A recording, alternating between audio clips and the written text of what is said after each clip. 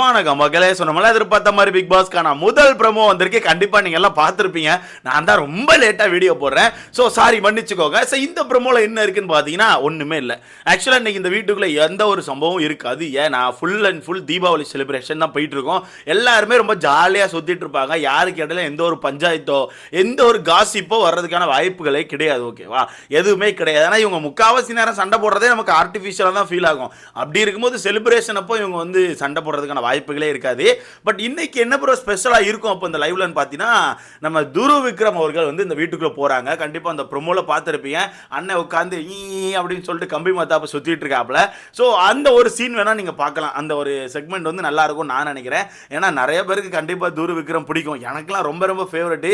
என் தலைவன் உள்ளே போகிறாரு அப்படிங்கும்போது கண்டிப்பாக உட்காந்து நான் பார்ப்பேன். பட் எனக்கு என்னன்னா இவங்க பைசன் மூவி ப்ரொமோஷன் தான் உள்ளே போயிருப்பாங்க. பட் பைசன் மூவி வந்து 2-3 நாள் ஆச்சுன்னு நினைக்கிறேன். 2 நாள் ஆச்சுன்னு நினைக்கிறேன்.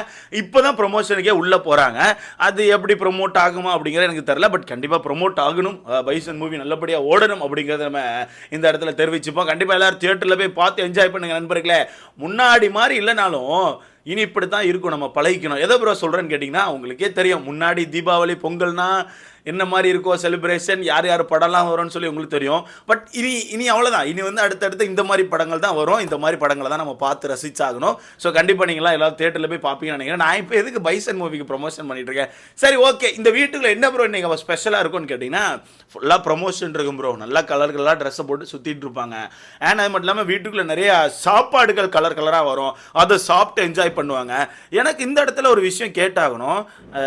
லாஸ்ட் சீசன் இதே மாதிரி தான் சாச்சன் அவர்கள் வந்து ஒரு கட்டத்தில் மாட்டினாங்க. எப்படின்னா நான் வந்து நான்வெஜ் சாப்பிட மாட்டேன் எங்கள் வீட்டிலேயே சாப்பிட மாட்டாங்கன்னு சொல்லிட்டு ஒரு கட்டத்தில் நான்வெஜ்ஜை சாப்பிட்டாங்க. பட் வீட்டுக்குள்ளே இப்போ விஜய் பாருமே நான் நான்வெஜ் சாப்பிட மாட்டேன்னு சொல்லிட்டு இருக்காங்க. கரெக்டு தானே? இது வந்து நான் கிளப்பி விட்றான்னு எனக்கு தெரில. பட் எனக்குள்ள ஒரு டவுட்டை நான் வந்து கேட்கணும்னு சொல்லி கேட்குறேன். அவ்வளோதான். மற்றபடி எனக்கு வந்து இது கிளப்பி விடணும்னு சொல்லி தோணல நண்பர்களே. எனக்கு ஒரு டவுட். வீட்டுக்குள்ளே வந்து நான்வெஜ் சாப்பிட மாட்டேன்னு சொல்லி தானே பார்வர்கள் சொல்லியிருக்காங்க. பட் பார்வர்கள் வீடியோலாம் முன்னாடி பார்த்துருந்தீங்கன்னா அவங்க தாய்லாந்து அந்த மாதிரிலாம் போயிருப்பாங்கல்ல.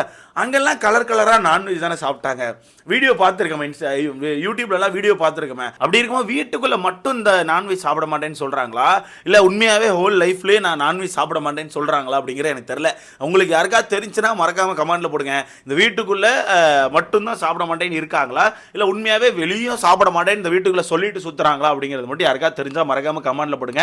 ஏன்னா எனக்கு ஒரு சில பேர் வந்து இன்ஸ்டாவில் வந்து அனுப்பிவிட்டாங்க. ப்ரோ இங்கே பார்த்துக்கோங்க ப்ரோ, நான்வெஜ் சாப்பிட மாட்டாங்கன்னு சொல்கிறாங்க, நான் வெளியே நான்வெஜ் சாப்பிட்ருக்காங்க ப்ரோ அப்படின்னு சொல்லிட்டு. இதெல்லாம் ஒரு பிரச்சனையா ப்ரோன்னு என்கிட்ட வந்து கேட்பீங்க. கண்டிப்பாக கேட்பீங்க. ஆமாம், இதுவும் ஒரு பிரச்சனை தான். நம்ம கேட்டு தெரிஞ்சுக்கணும்ல. ஏன்னா இந்த வீட்டுக்குள்ளே நான் நான்வெஜ் சாப்பிட மாட்டேன், எனக்கு வெஜ்ஜு தனியாக சமைச்சு கொடுங்கன்னு சொல்லி பல நேரங்களில் சண்டை போட்டுட்டு இருந்திருக்காங்க. அப்படி இருக்கும்போது நம்ம தெரிஞ்சுக்கணும்ல. அதனால தான் கேட்டேன். ஸோ உங்களுக்கு தெரிஞ்சுன்னா மறக்காமல் கமெண்ட்டில் போடுங்க. அண்ட் அது மட்டும் இல்லாமல் எனக்கு இந்த சீசனை பொறுத்தவரைக்கும் இப்போ இவங்க இந்த வீட்டுக்குள்ளே பண்ணுற விஷயங்கள் எல்லாமே ரொம்ப ஒரு மாதிரி எனக்கு வந்து ஒரு ஆர்டிஃபிஷியல் ஃபீல் தான் கொடுக்குது. இப்போ லாஸ்ட் சீசனை பொறுத்தவரைக்கும் நீங்கள் கவனிச்சின்னா இதே மாதிரி தான் தீபாவளி செலிப்ரேஷன் இருந்துச்சு. ஆனால் இவ்வளோலாம் ஒரு மாதிரி தீபாவளியாக கொண்டாடல. மாதிரி நார்மலாக இருந்துச்சு. ஒவ்வொருத்தராக போயிட்டு நம்ம ரஞ்சித் அவர்கள்ட்ட உட்காந்து எண்ணெய் தைச்சி அப்படியே பொறுமையாக குளிச்சு அப்படியே ஒரு மாதிரி கொண்டு வந்தாங்க. அது பார்க்க ஒரு மாதிரி உண்மையாகவே எனக்கு ஃபீல் ஆச்சு. அப்படின்ற மாதிரி ஃபீல் ஆச்சு. ஒரு ஷோக்கு வந்திருக்காங்க, அங்கே வந்து இந்த மாதிரி ரெடி ஆகுறான்னு சொல்லிட்டு. பட் இவங்க பண்ணுற விஷயங்கள் எனக்கு பார்க்கும்போது ரொம்ப ஆர்டிஃபிஷியலாக ஃபீல் ஆன மாதிரி இருக்குது. இது என்னோட ஒப்பீனியன். இது வந்து இப்படி தான் இருக்குது, அப்படி தான் இருக்குன்னு நான் சொல்லவே இல்லை. இது என்னோட ஒப்பீனியன். ஓகேவா? அண்ட் அது மட்டும் இல்லாமல் ஒரு விஷயத்தை நான் உங்ககிட்ட சொல்லி ஆகணும். இந்த வாரத்தை பொறுத்தவரைக்கும் எனக்கு தெரிஞ்சு கொஞ்சம் டல்லாக தான் இருக்கும். இந்த வாரத்தை பொறுத்தவரைக்கும் எனக்கு கொஞ்சம் டல்லாக தான் இருக்கும்.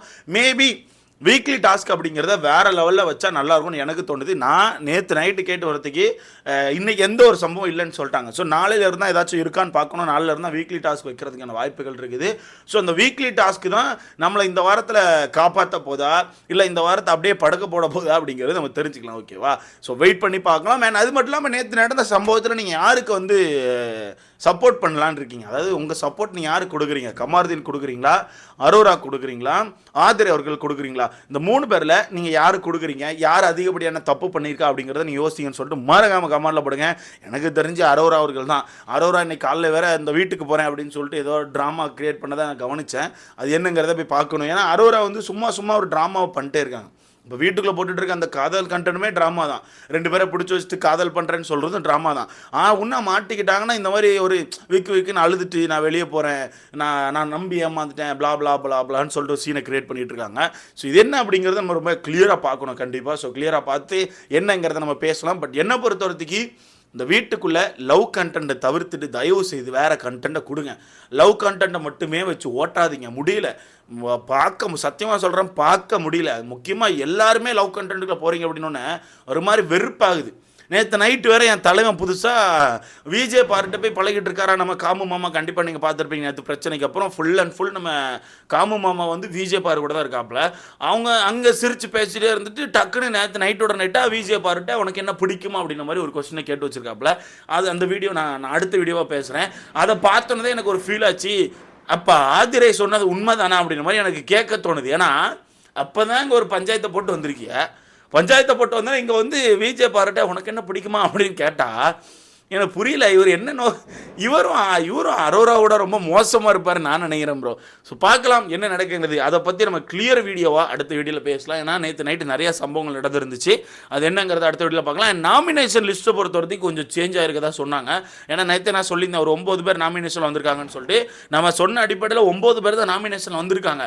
பட் அந்த பேர் வந்து ஒரு சில பேர் மாறிடுச்சுன்னு சொன்னேன்ல, அதில் பெரிய பெரிய தலைக்கட்டுகள் எஸ்கேப் ஆகிருக்காங்க. நிறைய இந்த மிச்சரி டம்மி இந்த மாதிரி ஆட்கள் தான் மாட்டியிருக்காங்க. ஸோ அந்த அடிப்படையில் பார்க்கும்போது கண்டிப்பாக ஒரு பெரிய சம்பவம் இருக்குது. இந்த வீட்டுக்குள்ளே நம்ம எதிர்பார்க்காத 2 பேர் இந்த வீட்டை விட்டு வெளியே போகிறதுக்கான வாய்ப்புகள் அதிகமாக இருக்குது. ஸோ பார்க்கலாம் என்ன நடக்கும் ஏது நடக்கும் அப்படிங்கிறதெல்லாம் வெயிட் பண்ணி பார்க்கலாம். எனக்கு இந்த ஒரே ஒரு விஷயத்தை மட்டும் ஆன்சர் கொடுத்துட்டு போங்க ப்ரோ. வீட்டுக்குள்ளே கனி அவர்கள் பண்ணுறது உண்மையாகவே உங்களுக்கு அவங்க ரியலாக இருக்க மாதிரி ஃபீல் ஆகுதா? ஏன்னா எனக்கு காலில் இருந்து பார்த்த வரதுக்கு எனக்கு திருப்பி இன்னொரு சந்தேகத்தை கிளப்புது. உங்களுக்கு கனி அவர்கள் பண்ணுறது ரியலாக ஃபீல் ஆகுதா, இல்லை அவங்க வந்து வாண்டடாக இந்த மாதிரி ஒரு ஜோனை கிரியேட் பண்ண ட்ரை பண்ணுறாங்களா? அது மீன்ஸ் எப்படின்னா ஒரு மாதிரி அம்மா சென்டிமெண்ட் ஃபீல் அந்த மாதிரி ஒரு விஷயத்தை வந்து கிரியேட் பண்ண ட்ரை பண்ணுறாங்க அப்படின்னு சொல்லிட்டு நீங்கள் என்ன யோசிக்கிறீங்க அப்படிங்கிறத மறக்காமல் கமெண்ட்டில் போடுங்க. நான் கவனித்த வரதுக்கு எனக்கு தெரிஞ்சு ஓரளவு ஓகேவாக தான் இருக்காங்க. உண்மையாகவே அந்த ஃபீல் அவங்க தான் கொடுத்துட்ருக்காங்க. அந்த வீட்டுக்குள்ளே அம்மா காதல் அப்படின்ற மாதிரி ஒரு ஃபீல் கொடுத்துட்ருக்காங்க. பட் சில இடங்களில் வந்து வாண்டடாக அதை பண்ணுற மாதிரி இருக்குது. சில இடங்களில் வந்து வாண்டடாக அந்த இடத்துல போயிட்டு நான் பண்ணுறேன் கொடு அப்படின்னு சொல்லிட்டு பண்ணுறதாகட்டும், இல்லை நான் உனக்கு செஞ்சு கொடுக்கேன் நீ ஒன்றும் பிரச்சனை இல்லை போ அப்படிங்கிறத சொல்லதாகட்டும், இந்த விஷயங்கள் வாண்டடாக பண்ணுற மாதிரி எனக்கு ஃபீல் ஆகுது. ஸோ இதை பற்றி நீங்கள் என்ன நினைக்கிறீங்க அப்படிங்கிறத மறக்காமல் கமெண்டில் போட்டுட்டு, எனக்கு தெரிஞ்சு வரப்போகிற நாட்களில் தண்ணி பழம் அடுத்தது நம்ம வினோத் இவங்களுக்கான வந்து காம்போ வந்து கண்டிப்பாக ஆர்டிஃபிஷியலாக மாறிடும். நேற்று நைட்லேருந்து ஆர்டிஃபிஷியலாக கொஞ்சம் மாற ஆரம்பிச்சுட்டு எப்போ சேதனை வீட்டுக்குள்ளே போயிட்டு உங்கள் காம்போ வெளியே வைரல் ஆகிட்டு நீங்கள் மரண மாதம் ஆகிட்டீங்கன்னு சொல்லி சொன்னாங்களோ, அதுக்கப்புறமே தண்ணி பழம் வந்து வாண்டடாக வினோத் கிட்ட போய் நிறைய விஷயங்கள் பேசுன மாதிரி இருக்குது, நிறைய விஷயங்கள் பண்ணுற மாதிரி இருக்குது. அது கண்டிப்பாக வரப்போகிற நாட்களில் இவங்களுக்கான காம்போ வந்து ஆர்டிஃபிஷியலாக மாற்றுறதுக்கான வாய்ப்புகள் அதிகமாக இருக்குது. கண்டிப்பாக ஆர்டிஃபிஷியலாக மாற்றும். ஏன்னா தண்ணி பழத்துக்கு ஒரு விஷயத்தில் கண்டென்ட் கிடச்சிட்டுன்னு தெரிஞ்சால் அதில் போய் உட்காந்து ஓய்னு பண்ணிட்டு இருப்பாப்புல. அவருக்கு ஆக்டிங் வராதுன்னு நமக்கு தெரியும். அவருக்கு ஆக்டிங் வராது. அந்த இதை வச்சு கலாய்க்க போய் தான் வினோத் அண்ட் தண்ணி பழத்துக்கான காம்போ நல்லா இருந்துச்சு. பட் இனி அந்த காம்போ ஆர்டிஃபிஷியலாக கிரியேட் ஆகும்போது பெருசாக கிளிக் ஆகாதான் நான் நினைக்கிறேன். ஸோ பார்க்கலாம். பட் அதிகப்படியான ஃபேன்ஸை இந்த சீசன் 9 கிரியேட் பண்ணுறது அந்த காம்போ மட்டும்தான். அந்த காம்போ என்ன ஆக போகுதுன்னு தெரில. ஸோ வெயிட் பண்ணி பார்க்கலாம். ஸோ இதை பற்றி உங்களுக்கான கருத்துன்னு சொல்லிட்டு மறக்காமல் கமெண்ட்டில் போடுங்க. அந்த வீடியோ லைக் பண்ணிக்கோங்க, சேனலை சப்ஸ்கிரைப் பண்ணிக்கோங்க. தூர விக்ரம் வராப்பில் பட் எனக்கு தெரிஞ்சு ஈவினிங் ஆயிரும் நினைக்கிறேன். ஸோ அதுக்கு முன்னாடி எல்லாம் சேஃபாக வெடிங்க காய்ஸ். ஹாப்பி தீபாவளி. ஜாலியாக வெடிங்க, நல்லா சாப்பிடுங்க, நல்லா தூங்குங்க, என்ஜாய் பண்ணுங்கள். வெடியை கொண்டு யார் வாய்க்கிலையும் வச்சுறாங்க, தயவுசெய்து தரையில் வச்சு வெடிங்க. சேஃபாக இருங்க காய்ஸ். அடுத்த வீடியோவில் பார்க்கலாம்.